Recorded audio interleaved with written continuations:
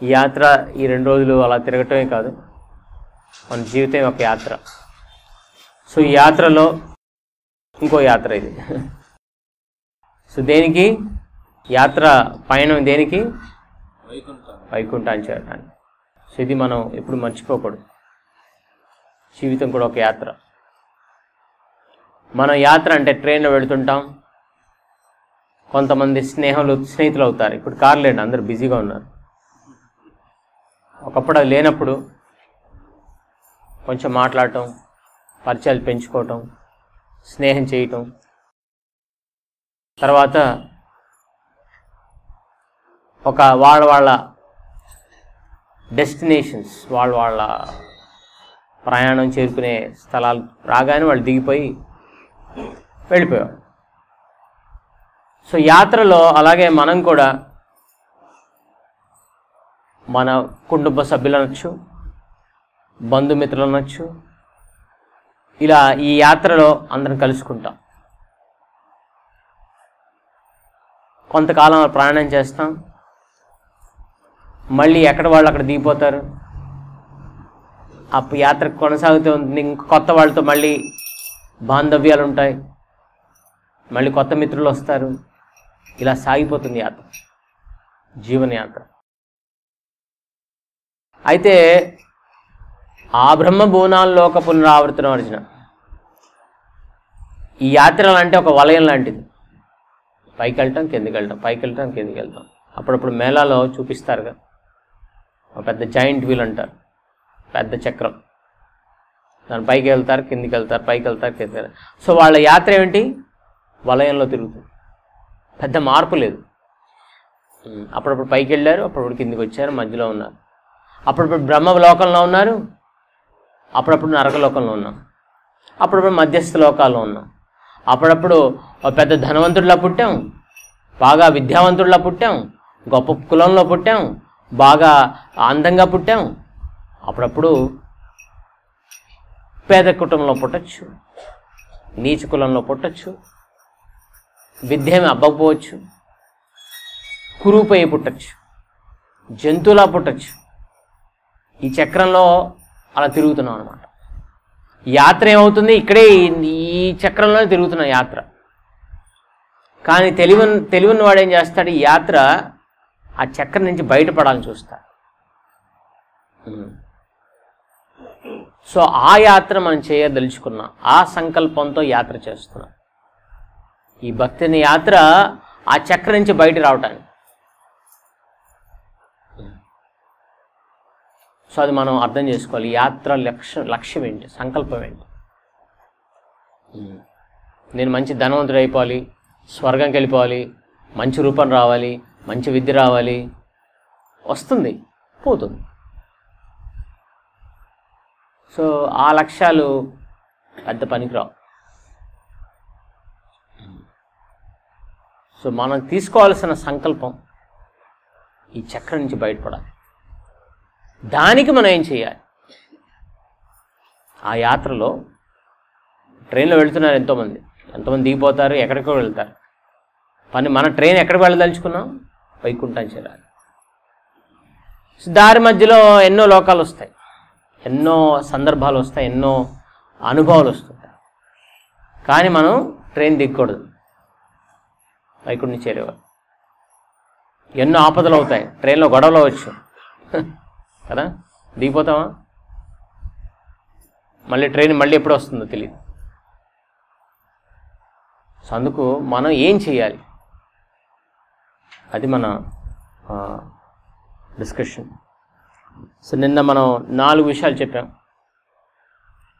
యాత్ర డెఫినేషన్, ఒకటి దినచర్య. సో ఈరోజు గడిచిపోయింది కదా. ఇవాళ ఏం చేసాం? దినచర్యలో ఏం చెప్పుకున్నాం?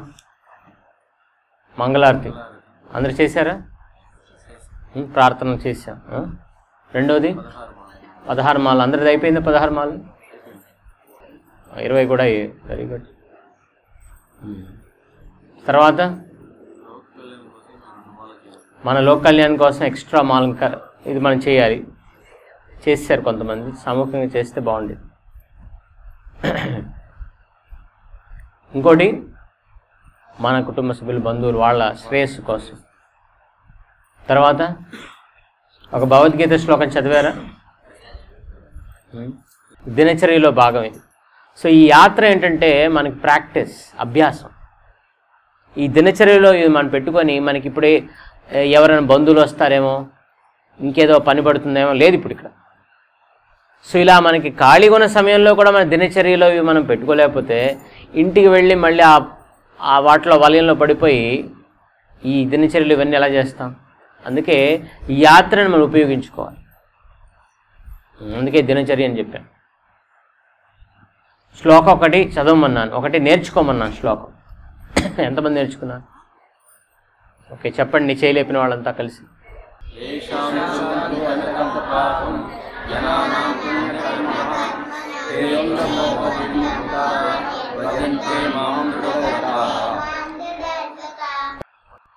మీరు ఎప్పుడైనా ఎగ్జామ్ ఒకరోజు ముందు, ఎగ్జామ్కి ముందు విద్యార్థులను చూసారా? ఎంత ఇంటెన్స్గా ఉంటుంది ఎవ్రీ సెకండ్. ఆ టైంలో ఎవరైనా ఇంకేది ఊరుకో అంటారు కదా, వెరీ ఇంటెన్స్. ఇప్పుడు అదే పేజీలు చూస్తారు, మళ్ళీ నెమరేసుకుంటారు. సీరియస్ స్టూడెంట్స్ ఈ మధ్య లేని వాళ్ళు ఏం చేయరు అనుకోండి, ఎట్లా ఫెయిల్ అవుతాం. కానీ మార్క్స్ రాసిన ఆఖరి నిమిషం వరకు చూస్తుంటాం, ప్రిపేర్ అవుతాం. సో అదే ఇంటెన్సిటీ ఉండాలి మనకి కూడా. ఈ 2 రోజులు గడిచిపోతాయి, ఎంతసేపు పట్టదు, అయిపోయింది ఒకరోజు. ఇంటెన్సిటీ ఉండాలి, దీన్ని పూర్తిగా వాడుకోవాలి. ఎందుకు? ఆ ప్రయాణంలో యాత్ర, వైకుంఠం చేరే యాత్రలో ఈ ఘట్టం, ఈ 2 రోజుల ఘట్టం ఎలా ఉండాలి? చాలా 5th గేర్లో వెళ్ళాలి బండి. అందుకే ఈ యాత్రలు నిర్వహించే కారణం అది. ఎందుకంటే మామూలుగా మన ఇంట్లో ఉన్నప్పుడు ఎన్నెన్నో పనులు వస్తుంటాయి, బండి ఎలా కదులుతుంది? చాలా 1st గేర్లో ఉంటుంది. 2nd గేర్ పైనకి ఎక్కటం కష్టం. అప్పుడప్పుడు బ్రేక్ ఫెయిల్ అయిపోతుంది, లేకపోతే అప్పుడప్పుడు గేర్ పాడైపోతుంది, పెట్రోల్ అయిపోతుంది, స్పీడ్ బ్రేకర్స్ ఉంటాయి. సో బండి సాగదన్నమాట. నెట్టుతూ ఉండాలి, కొంతమంది వెనక నుంచి నెట్టుతూ ఉండాలి, అప్పుడు కానీ బండి కదలదు. నెట్టేవాళ్ళు లేకపోతే అక్కడే ఆగిపోతుంది. సో అలాంటి పరిస్థితి రావచ్చు. సో ఈ యాత్రని మనం ఎట్లా వాడుకోవాలి? 5th గేర్లో ఉండాలి, ఇంటెన్సిటీ ఉండాలి, బాగా తీవ్రత ఉండాలి. ఏ సెకండ్ అక్కడి నుంచి బస్ దిగి రూమ్కి వచ్చాం, ఈలోపు మిస్ కాకూడదు. ఏం మిస్ కాకూడదు? భగవంతుడి స్మరణ తప్పిపోకూడదు. సా హానిస్త మహాచిద్రం. పెద్ద హాని జగత్తులో ఏంటి? పెద్ద లోపం జగత్తులో ఏంటి? పెద్ద మోహం జగత్తులో ఏంటి? ఏకోపిక్షణ నా స్మరేత్ విష్ణు. ఒక క్షణం ఆ భగవంతుడిని స్మరించకుండా పోయివ్వడం ఏంటి? అది పెద్ద లోటు, పెద్ద హాని జరిగిపోయింది. పెద్ద హాని జరిగిపోయింది ఏంటి? ఇంట్లో ఎవరికో పెద్ద మహమ్మారి రోగం తెలిసింది, ఇంట్లో ఏదో పెద్ద యాక్సిడెంట్ అయిపోయింది, ఇంకేదో అయిపోయింది. అవన్నీ వింటే భయపెడతాం. కానీ వాటికన్నా హాని ఏమిటి? ఆ క్షణం విష్ణుని చింతిగేది, స్మరించలేదు, నేనట్లేదు, పద్మపురాణం అంటున్నాను. సో అందుకే చాలా పెద్ద లోపం. సరే, ఇంటి దగ్గర ఉన్నప్పుడు అవి ఎట్లాగో మర్చిపోతాం, ఎన్నో పరిస్థితులు వస్తాయి. ఇప్పుడు మనం యూటిలైజ్ చేసుకోవాలి, ప్రతి క్షణం యూటిలైజ్ చేసుకోవాలి. భగవంతుని స్మరించడం, నామం చెప్పడం, శ్లోకం చెప్పుకోవడం, శ్లోకాలు వచ్చినవి తెలుసుకోవటం, ఇలా ఎన్నో చేయొచ్చు. సో అది ఖచ్చితంగా చేయాలి, అది అలవర్చుకోవాలి. సో యాత్ర ఏంటంటే స్పెషల్ ట్రైనింగ్ ప్రోగ్రామ్. ఎందుకు? ఆ తర్వాత గడిపే జీవితంలో దీన్ని, ఆ ప్రయాసం మనం చేయొచ్చు. మాతో ఫోన్ చేస్తారు. సో దినచర్య, అట్లాగే మనం ప్రసాదం తినటం ఏముంది? చేతిలో తీసుకున్నట్లు పెట్టుకోవాలి. దీంట్లో కూడా ఏముందో చెప్పండి? చాలా ఉంది. మనం ప్రార్థించి తీసుకుంటాం. తినేటప్పుడే భావన ఏంటి? ఇది భగవంతుడి కృప అనే భావన. ఇది కూడా దినచర్యలో కావాలి. దినచర్యలో భావన అది ఉండాలి. ఇదేదో అన్నం ఏదో సంథింగ్ వండేసాం కాదు. సో ఈ తినేటప్పుడు ఆ ధ్యాస ఉండాలి. ఇది ప్రసాదం, భగవంతుడు నివేదన చేసింది. ఇంకా కొంచెం టెక్నికల్గా వెళ్ళాలంటే మనం తినే ఆహారం ఎక్కువ శాతం మనం తినేస్తుంటాం తొందరపాట్లు. నమలటం గుర్తుపెట్టుకో, అందరికీ తెలిసే విషయం, నమిలి తింటే త్వరగా అరుగుతుంది. కానీ తినే సమయంలో మర్చిపోతాం. సో ఇప్పుడు తర్వాత ప్రసాదం కార్యక్రమం కాబట్టి గుర్తుపెట్టుకో, నమలాలి. నేను మర్చిపోతాను చెప్పి. సో ఆ ప్రయత్నం చేయొచ్చు. సో దినచర్య. తర్వాత మూడో విషయం మనం చెప్పుకుంది, మనం చర్చించిన విషయాల్ని, చర్చనీయ అంశాలన్నీ కూడా గుర్తుపెట్టుకోవాలి. సో నిన్న సాయంత్రం నుంచి మనం ప్రారంభించాం. నేనేం చెప్పాము? మొదటి టాపిక్ ఎవరైనా చేయలేక చెప్తారా? మనం చర్చించిన విషయం ప్రభుజీస్ అందరికీ డిస్కస్ చేసాం. మాతాజీస్లో ఎవరైనా, లేకపోతే ఇవాళ ఇప్పుడు సాయంత్రం కూర్చున్నప్పుడు లేని వాళ్ళు ఎవరైనా నిన్న డిస్కస్ చేసిన టాపిక్ ఏంటి?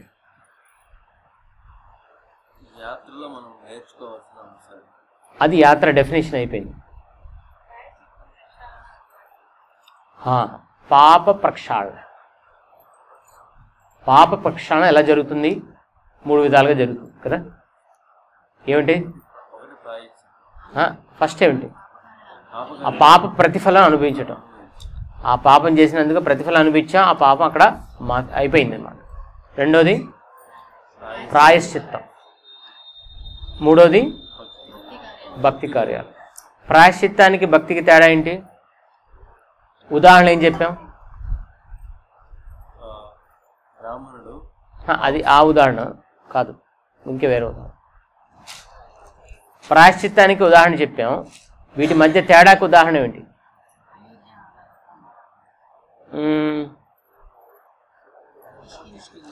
అది వేరు, అది వేరే సందర్భంలో చెప్పాను. దీనికి ఏం చెప్పాం? ఇంగువ డబ్బా కదా. ఏం చెప్పాం? ఇంగువ అయిపోయింది లోపల, కానీ ఏమున్నాయి ఇంకా వాసనలు అట్లాగే ఉన్నాయి. సో ప్రాయశ్చిత్తం వల్ల ఆ పాపం చేసిన దానికి విముక్తి పొందొచ్చు, కానీ ఆ వాసనలు అలాగే ఉంటాయి కదా. సో అప్పుడు ఆ ఉదాహరణ ఏమొస్తుంది? ఆ బ్రాహ్మణుడు ఏదో పరిస్థితిలో మాంసం తినాల్సి వస్తే ఆయన ప్రాయశ్చిత్తం ఏంటి? 2 కేజీలు వేడి వేడి నెయ్యి తాగాలి. బతికిపోతే బతుకుతాడు, లేకపోతే పోతాడు. కానీ తాగిన ప్రాయశ్చిత్తం అయినా ఏమవుతున్నప్పుడు ఉండొచ్చు, ఉండకపోవచ్చు. మాంసం అంతా అందరూ అంటారు, కానీ మరి అంత ఘోరంగా అయితే లేదు అని అనొచ్చు. మనసు తినకపోవచ్చు, కానీ కోరికలు ఉండిపోవచ్చు. అది ఎప్పుడైనా అవకాశం దొరికితే కావచ్చు. అందుకే ఆ వాసన పోవాలి. సో భక్తి ఏం చేస్తుంది? వేల నుంచి నిర్మూలన చేస్తుంది. కర్మాన్ని నిర్దహతి భక్తి బాజ నిర్దహతి. సో అందుకే మనం భక్తి కార్యాలు చేసినట్టయితే ఈ పాప ప్రక్షాళన అనేది పూర్తి స్థాయిలో జరుగుతుంది. అది మనం చర్చించాం. అయితే ఈ ప్రయత్నంలో ఉన్న వాళ్ళు ఎలా వ్యవహరిస్తారనేది మనం ఉదాహరణ చెప్పుకున్నాం. ఏంటి ఆ ఉదాహరణ? అయోధ్య, కిష్కింధ, లంక. ఈ ప్రయత్నంలో ఉన్నవా అంటే ప్రయత్నం ఇలా మనం బయట బాహ్యంగా చూసినట్టయితే ప్రశాంతంగా ఉండేవాళ్ళు ఎవరు? అయోధ్య, లంక కూడా కనపడటానికి. సో అలజడిగా ఉండేది ఏంటి? కిష్కింధ. సో మనంతా ఏ ప్రాంతంలో ఉన్నాం ఇప్పుడు? అప్పుడప్పుడు కష్టాలు వస్తే ఏది బాగా అనిపిస్తుంది? లంక కదా. లంక బాగుంది. భక్తులు ఏంటంటే ఎప్పుడు గొడవ పడుతుంటారు, ఏదో వాళ్ళకన్నీ పాలిటిక్స్.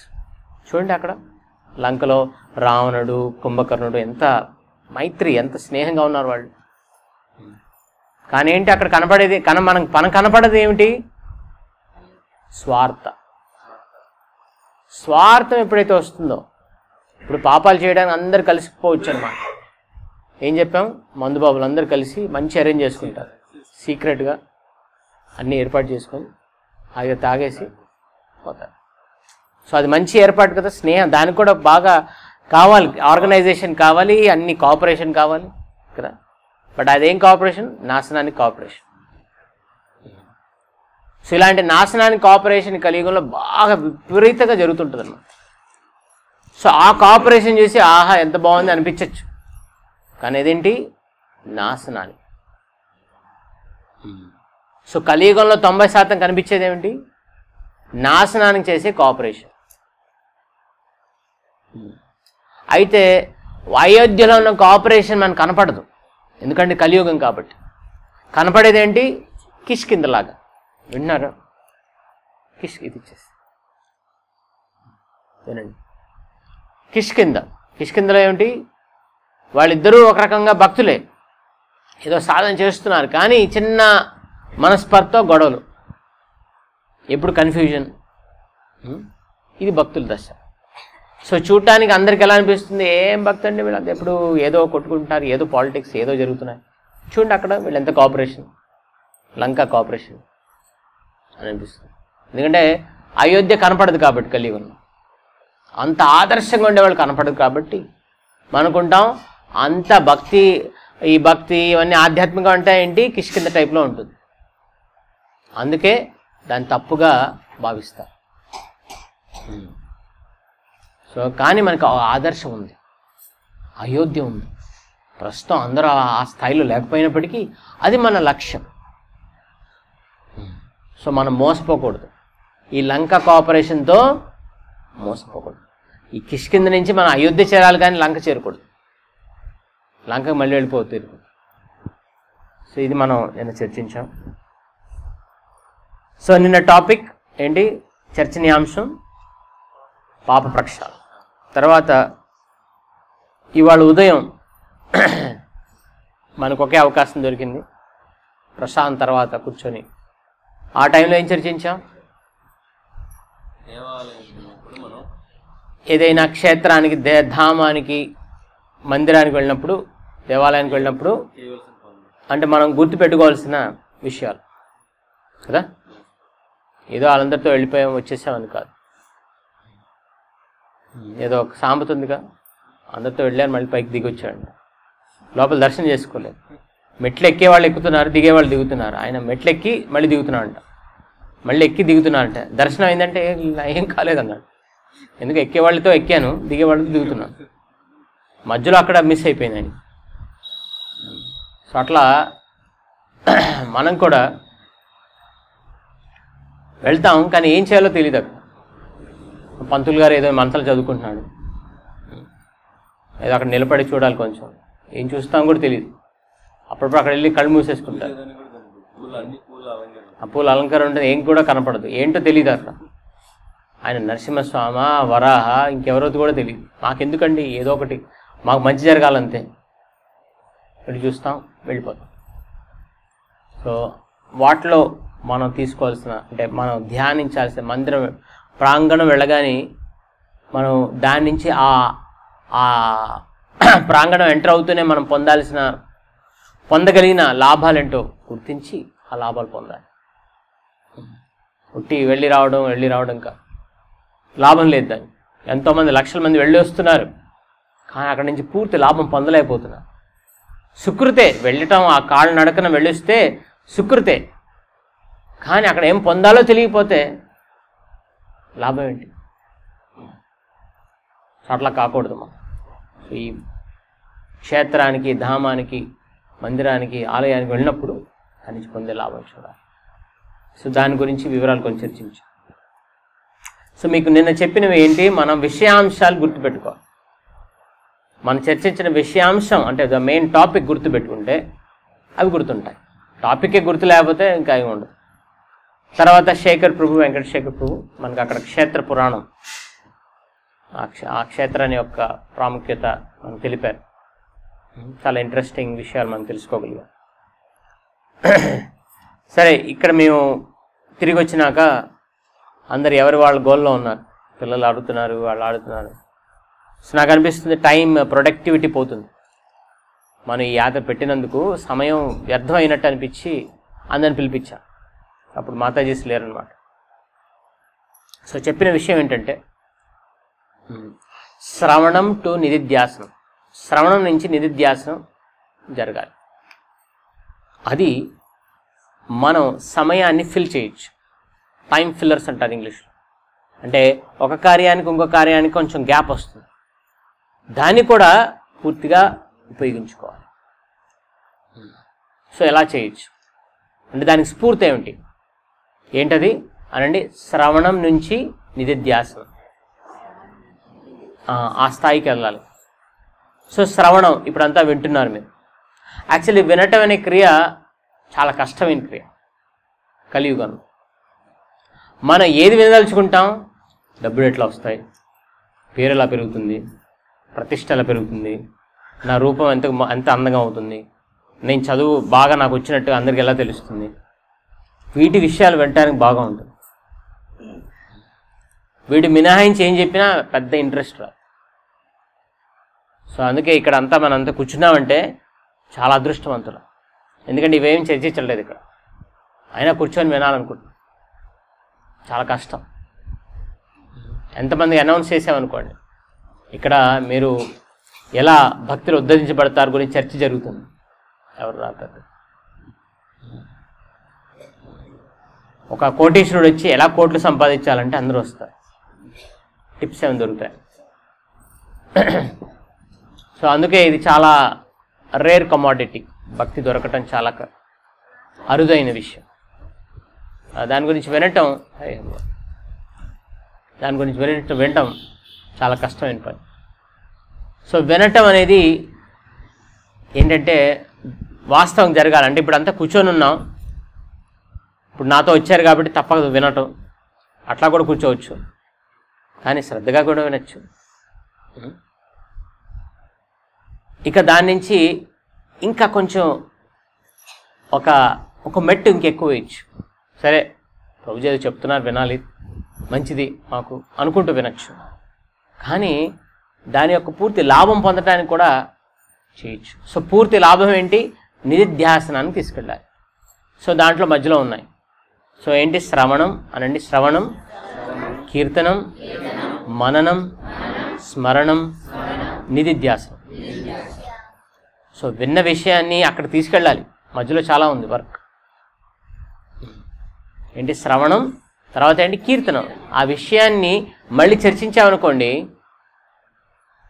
ఏమవుతుంది? మననం జరుగుతుంది. ఇతరులతో చర్చించడం, మనం మళ్ళీ మననం చేయటం. అంటే మనం పిల్లలు చేస్తారు, బట్టి కొడతారు చూడండి, 2 3 6, 2 3 6 అనుకుంటూ చేస్తుంటారు. ఒకటే చదువుతూనే ఉంటారు. సో అది మననం. సో మననం చేయగా ఏమిటి? వాడిని నిద్రలేపి 2 3 ఏంటంటే 6 అంటాడు. ఎందుకు? ఆ మననం చేయగా ఏంటి? స్మరణలోకి వచ్చింది. సో వాడు బయట మార్కెట్కి వెళ్ళి నాకు 3 యాపిల్స్ కావాలి, 2 రూపాయలే లెక్క కోసం లేవాల ధర అని అడ్డాడు అనుకోండి, వాడు ఏం చేస్తాడు? డబ్బులు తీసేస్తాడు, 100 రూపాయలు. వాడికి ఏం గుర్తొస్తుంది? 10 రూపాయలు తీసేస్తాడు. అప్పుడేం గుర్తొస్తుంది? 4 రూపాయలు తిరిగి ఇవ్వాలి. అప్పుడేమైంది? నిధిధ్యాసనం అయింది. వాడు 2 × 3 6 అని నేర్చుకోవటం వల్ల ఏమైంది? దాన్ని మననం చేయటం వల్ల ఏమైంది? నిధిధ్యాసనానికి వచ్చింది. అంటే దాన్ని ఉపయోగిస్తున్నాడు, ఆ విన్న విషయాన్ని ఉపయోగిస్తున్నాడు. సో అట్లాగే మనం విన్న విషయాన్ని కార్యాచరణకు తీసుకురావాలి. అది జరగాలంటే కీర్తనం, మననం, స్మరణం, నిధిధ్యాసం. అప్పుడు అది ఆ ప్రయత్నంలో రావాలి. అటు శ్రవణం చేసి ఇటు నుంచి బయటకు వచ్చింది అనుకోండి, కొంచెం సుకృతి ఉంటుంది, కానీ అంత పెద్ద లాభం ఉంది, పూర్తి లాభం పొందలేదు. సో అందుకే విషయాన్ని విన్నప్పుడు నిధిధ్యాసనాన్ని తీసుకెళ్ళాలి. అట్లీస్ట్ స్మరణం పెట్టుకున్నాం ఎక్కడో దగ్గర, ఏదో దగ్గర మనం స్మృతిలో పెట్టుకున్నాం అనుకోండి, ఏదైనా అవకాశం వచ్చినప్పుడు వెంటనే ఆ పని చేయొచ్చు, దాని లాభం పొందొచ్చు. సో అట్లీస్ట్ మన స్మరణానికి తీసుకెళ్ళాలి. ఆ విషయాన్ని, విన్న విషయాన్ని స్మరణ స్థితికి తీసుకెళ్ళాలి. సో ఇవాళ మనం చర్చించిన విషయాల్లో 4వ అంశం. సో గుర్తుందిగా, 4 అంశాలు అయిపోయాయి. మొదటిది పాప ప్రక్షాళన, రెండోది దేవాలయం వెళ్ళినప్పుడు, అంటే క్షేత్రానికి దేవాలయం వెళ్ళినప్పుడు గుర్తుపెట్టుకోవాల్సిన విషయాలు. మూడోది క్షేత్ర పురాణం. నాలుగోది అంతర్వేది క్షేత్ర పురాణం. నాలుగోది శ్రవణం టు నిధిధ్యాసనం. శ్రవణం నుంచి నిధిధ్యాసన స్థాయికి ఎలా వెళ్ళాలి అంటే అది ఏంటి, ఎలా వెళ్ళాలని చెప్పలేదు, దానికి ఏం చేయాలని చెప్పాను. సో ఇవి 4 అంశాలు. ఇక ఇప్పుడు మనం వేరే కొత్త ఒక విషయాంశం తీసుకుంటాం. అది వెళ్ళే ముందు మనం 4వ విషయం చెప్పుకున్నాం కదా. ఈ యాత్ర డెఫినేషన్ ఎప్పుడు గుర్తుపెట్టుకోవాలి, 2వది దినచర్య, 3వది చర్చించిన విషయాలు, 4వది యాత్ర నుంచి మనం పొందే స్ఫూర్తి అంశాలు. అందరూ రాశారు ఎవరైనా బై మిస్టేక్ రాస్తున్నారు. సో రాయాలి పేరులో ఈ యాత్ర నుంచి పొందిన స్ఫూర్తి ఏమిటి. లైక్ నేను చెప్పుకున్నా, ఏంటి కలిసి ప్రసాదం తీసుకోవడంలో ఉన్న ఆనందం ఏంటి. చిన్న విషయమే కానీ ఎంతో ప్రభావితం చేస్తుంది. కలిసి సంకీర్తన చేయటం, కలిసి దర్శనం చేసుకోవటం. ఇవాళ మన యాత్ర జరిగింది. సో మనం వెతకాలి. దీని నుంచి వచ్చే లాభం మనం వెతికితేనే దొరుకుతుంది. సో అందుకే అందరూ కూడా అది స్మృతి చేయటం. అందుకే శేఖర్ ప్రభుతో చిన్న చర్చ జరిగింది. నేను అన్నాను, అందరూ అలసిపోయారు ప్రభు అన్నారు. కానీ అన్ని కంఫర్టబుల్గా ఉంది కదా ప్రభు అన్నారు. అందుకే అలసిపోయాం అన్నారు. తపస్య 3 రకాలు ఉంటుంది. ఏంటి? శారీరక తపస్య, వాక్ తపస్య, మనస్తపస్య. శరీరానికి అన్ని సౌఖ్యంగా ఉన్నాయనుకోండి, ట్రైన్ వెళ్తుంది, పెద్ద ట్రైన్, లాంగ్ డిస్టెన్స్ ట్రైన్ గమ్యం చేరుకుంది, అందరు దిగుతున్నారు. ట్రైన్ దిగేవాళ్ళు ఎక్కువ అలసిపోయేవాళ్ళు ఎవరు? ఏ బోగిలో ఉండేవాళ్ళు? ఏసీలో ఉన్నవాళ్ళు బాగా అలసిపోతారు. ఎవరు చాలా ఆనందంగా ఉంటారు దిగేటప్పుడు? జనరల్లో. ఎందుకంటే విముక్తి పొందాం, ఈ ఇరుకు నుంచి విముక్తి పొందాం, ఆనందంగా ఉంటున్నారు కదా. ఏసీ నుంచి వెంటనే ఆ ఎండ ఉందనుకోండి, చిరాగ్గా ఉంటుంది. ఏసీ నుంచి దిగ్గాను భయం ఉంటుంది. అబ్బాయి ఎండ ఏంటి, మళ్ళీ ఎప్పుడు ఏసీకి వెళ్తాం, అంతా బొమ్మేలు ఎత్తిపోతారు జనం. ఇక రిజర్వేషన్ బోగిలో వాళ్ళు కూడా కొంచెం అప్పుడప్పుడు కూర్చొని, ఇక్కడేంటి జనరల్ కూర్చున్నప్పుడు మనం జనరల్లో వచ్చాం కదా, అప్పుడు ఎలా ఉంది, ఎప్పుడు సీట్ దొరుకుతుందా, కొంచెం తప్పకూడదు, మనిషిని తర్వాత పక్కన జరగాలి, ఎన్నో డైలాగ్స్ కొడతాం, ఎన్నో ప్రయత్నాలు చేస్తాం సీట్ కోసం. కానీ రిజర్వేషన్ బోగిలో గుడ్డిగా వెళ్ళి నెంబర్ 41 నాదండి ఇది పడలేసిపోవాల్సింది కదా. సో ఇక్కడ ప్రయాస లేదు. సో ఏం తపస్య లేదు? శారీరక తపస్య లేదు.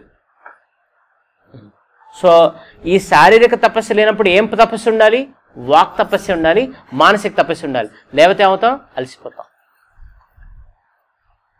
సో అందుకే మనం ఇప్పుడు వచ్చాము. ఎందుకు అలసిపోయాం? ఎందుకు కీర్తన చేయలేదు బస్సులో. సరే అందరూ అలసిపోయారేమో అని అనుకున్నాం. కీర్తన చేస్తుండాలి, మనసు తపస్సు ఇవ్వాలి. ఏమిటి? ఆలోచించాలి. మనం చర్చించిన విషయాలు ఏంటి, దాని నుంచి ఎలా పొందాలి, ఎలా దాన్ని కార్యాచరణలో పెట్టాలి. మనసుకి కొంచెం ప్రెషర్ ఇవ్వాలి, కొంచెం కష్టపెట్టాలి. దాన్ని కష్టపడితేనేగా ఏదైనా పొందేది. సో మనకేం ఇప్పుడు ఉన్న కలియుగంలో ఏంటి? కష్టం ఇవ్వకూడదు, శరీరానికి కష్టం ఇవ్వకూడదు, నోటికి కష్టం ఇవ్వకూడదు, మనసుకు అసలే కష్టం ఇవ్వకూడదు. కానీ దానివల్ల ఏమిటి? అన్ని రకాల కష్టాలు పడదు. అందుకే పూర్వం యాత్ర అంటే ఏంటి? ధనికుడైనా నడిచే వెళ్ళేవాడు.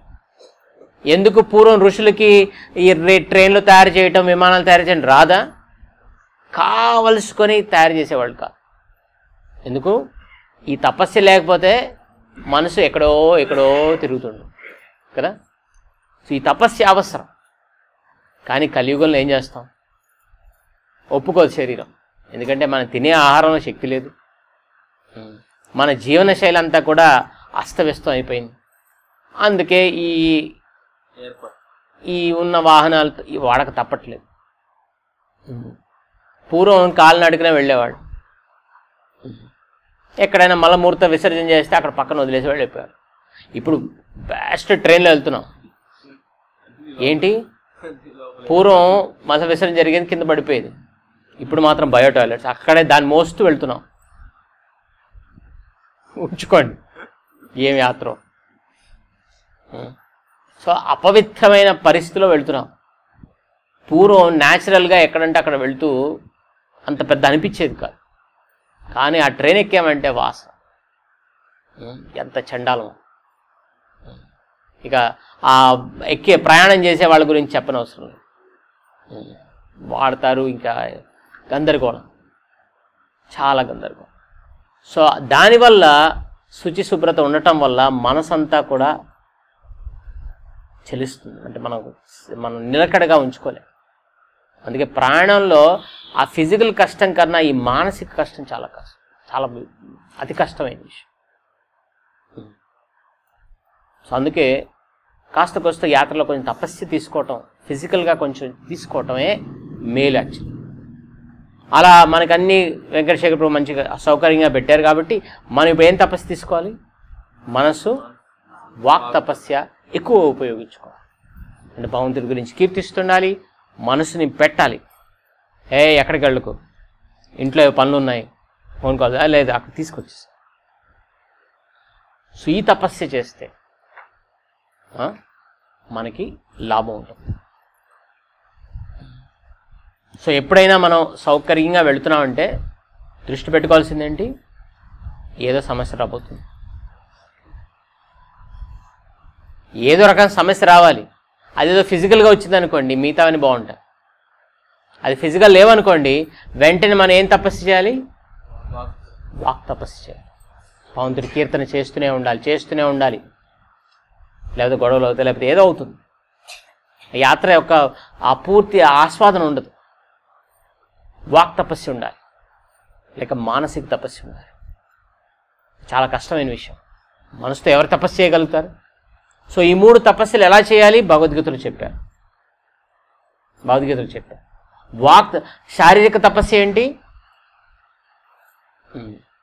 భగవంతుడు అంటారు, గురువు గౌరవించే వాళ్ళందరికీ కూడా సేవ చేయాలి, పెద్దవాళ్ళు ఉంటే వాళ్ళకి సేవ చేయాలి, ఇవన్నీ కూడా చెప్తారు. ఇక వాక్ తపస్సు ఏమిటి? మనం ఎవరికి బాధ కలిగించే మాట మాట్లాడుకోవాలి. నా ఉద్వేగకరం వాక్యం, ఫస్ట్ మాట భగవంతుడు చెప్పేది ఏంటి? వాక్ తపస్సులో ఫస్ట్ అంశం ఏంటి? ఎవరికి ఉద్వేగం కలిగకూడదు, నా మాట వల్ల ఎవరు యాంగ్జైటీ రాకూడదు. అనుద్వేగకరం వాక్యం చాలా పెద్ద తపస్సే కదా. ఎందుకు ఈ తపస్సే? ఎందుకంటే మనం మాట్లాడేటప్పుడు ఆ వ్యక్తి ఏం భావిస్తాడు మనం ఆలోచించాం. నోట్లో వచ్చేసింది అవుట్, కక్కేసే. సో చాలా కష్టమైన తపస్సు. సో ఈ మన యాత్రలో రకరకాల ప్రాంతాల నుంచి, రకరకాల భావాల నుంచి, మనం జీవన శైలి నుంచి వచ్చున్నాం. సో ఇక్కడ చేసే తపస్సు ఏమిటి? ఈ 3 తపస్సులు. ఇప్పుడు మనకి సీట్ దొరకలేదు, లేకపోతే కష్టంగా ఉందని నడిచి వెళ్ళాలి, ఎవరు మాట్లాడతారా? కేదార్నాథ్కి ఎవరైనా తిట్టుకుంటూ వెళ్తారా? ఎవ్వరు లేదు, ఫస్ట్ అక్కడ చేరుకోవాలంతే. ఎవరైనా కేదార్నాథ్ వెళ్ళారు? ఎవరైనా అక్కడ ఏమైనా మాట్లాడే అవకాశం ఉందా మాతాజీ? లేదు, చస్తామో బతుకుతామంతే, అక్కడ చేరుకోవాలంతే, అంతే లక్ష్యం. అక్కడ ఏమి గుర్తురావు. ఎవరైనా నీ విసిగిపెట్టినా నువ్వు మాట్లాడవు. ఎందుకు ఎనర్జీ వేస్ట్ చేయాలి? 20 కిలోమీటర్లు నడవాలి. సో శారీరక తపస్సు అంటే వాక్, మనస్సు పర్వాలేదు. ఇప్పుడేంటి అన్ని సౌకర్యంగా ఉన్నట్టుగా ఉంది. సో మనం వాక్ వాడకపోతే కష్టం. సో ఒకటి వాక్ తపస్సు ఏమిటి? ఇతరులని ఉద్వేగపరిచే మాటలు అనకూడదు. రెండవది ఏంటి? శాస్త్రం చదవాలి, వినాలి, లేకపోతే చదవాలి. భగవంతుడు అంటున్నారు స్వాధ్యాయనం చేయాలి, శాస్త్రం చదవాలి. సో అప్పుడు మన వాక్ తపస్య కంట్రోల్లో ఉంటుంది, అంటే వాక్ తపస్య చేయగలుగుతాం. సో మన ఖాళీ సమయం రాగానే ఏమి ఉండాలి? చేతిలో బుక్ ఉండాలి, చదువుతుండాలి, లేదా చర్చిస్తుండాలి ఆ విషయం గురించి. మనకున్న సమయాన్ని దాంతో నింపేయాలి. చర్చలో, భగవంతుడికి సంబంధించిన చర్చలో ఇతర అసలు మాటలే తీసుకురాకూడదు వీలైనంత వరకు, మరి అది అవసరం అయితే తప్ప. సువాక్ తపస్య చేయాలి.